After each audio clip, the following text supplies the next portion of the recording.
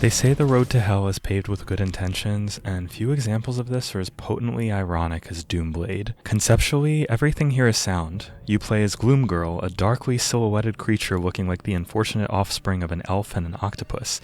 Not to say that's a bad thing though, the character designs of Gloom Girl and the creatures of her world are both creepy and a little bit cute, in exactly the way I would hope was intended. In the opening few minutes of the game, Gloom Girl finds its namesake, the DOOMBLADE, a conscious weapon not of this world.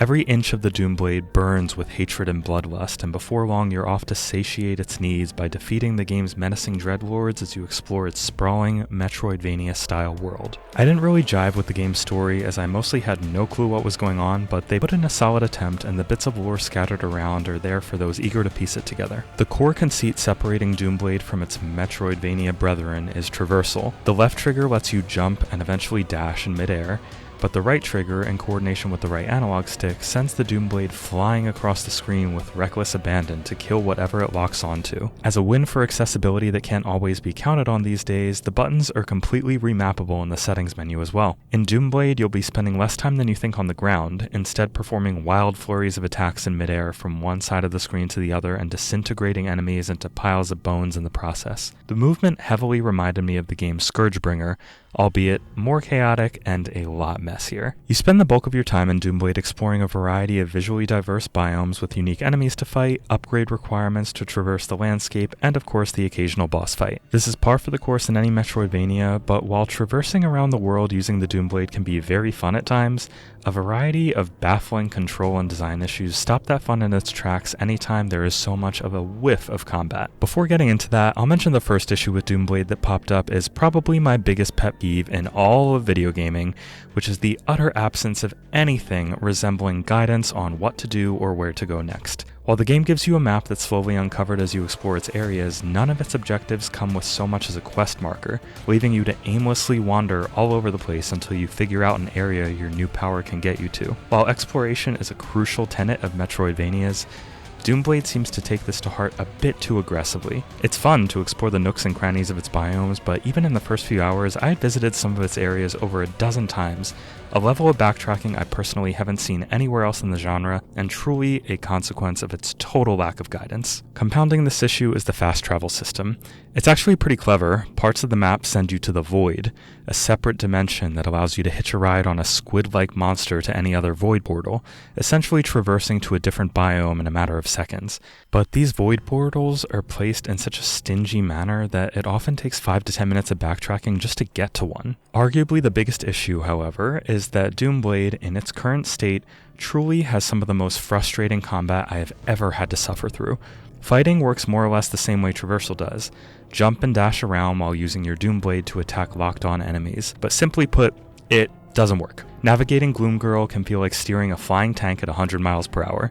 You just don't have much control over the DOOMBLADE while it's doing its thing, and though dashing gives you a brief window of invulnerability, the DOOMBLADE attack has no such privilege. Doomblading enemies with a single slash of the sword feels fun when you can actually get to them, but the lock-on mechanic is as temperamental as a toddler eating vegetables and often refuses to cooperate. I spent dozens upon dozens of failed attempts at progression screaming at the screen because the game would require me to lock on to one specific enemy, while many were flying all over the place, and Gloom Girl often wouldn't go where I wanted her to, instead zooming to a different enemy that I intended or flying right into a flurry of enemy bullets. Even in puzzles, the terrible lock-on system was a liability. One puzzle early in the game required me to slash 5 different enemies in a particular order to open a door. The first 4 were easy, but the final, more distant one required a lock-on that simply did not work about 80% of the time, requiring constant trial and error before I could finally unlock the damn thing. A lot of the major enemy encounters in DOOMBLADE take place in challenge rooms, and each one of these sequences took years off my life and was an exercise in patience that I wouldn't wish even on our worst politicians. To illustrate how much of an utterly exasperating shit show these areas are,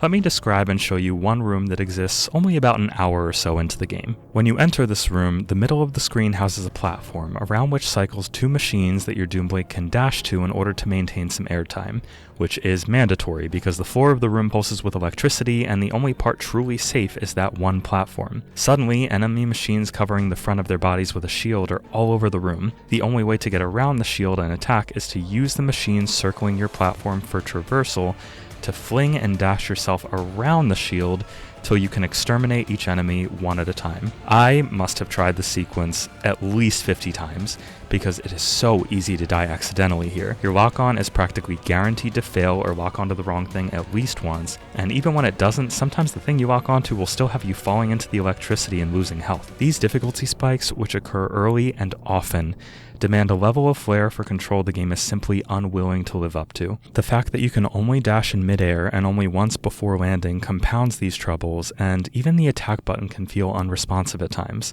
leading me to believe I could fling my way out of certain death and failing me at the last possible moment. Enemy bullet behavior is buggy too, as they could sometimes shoot through walls, but not with any consistency. Combine this all with the fact that Gloom Girl moves so quickly across the screen that I constantly lost sight of her in busy areas, and before long, the game feels like the equivalent of having to perform a sobriety test while walking an actual tightrope after being spun in an office chair a few dozen times. While DOOMBLADE generally looks nice visually, Steam Deck performance is all over the board. I've rarely seen the Steam Deck struggle so much with a 2D game, but alas, no matter what settings I changed or how low I set the resolution, I constantly got anywhere between 35 to 45 FPS and almost never hit 60. The fast-paced nature of DOOMBLADE and already major issues with following your character on screen are a bad fit for low frame rates in my opinion, but locking the game to 40 FPS on Steam Deck resulted in a playable experience, albeit not an ideal one. Some elements of DOOMBLADE show promise. Its environments are beautiful, weird, and creepy in equal measure.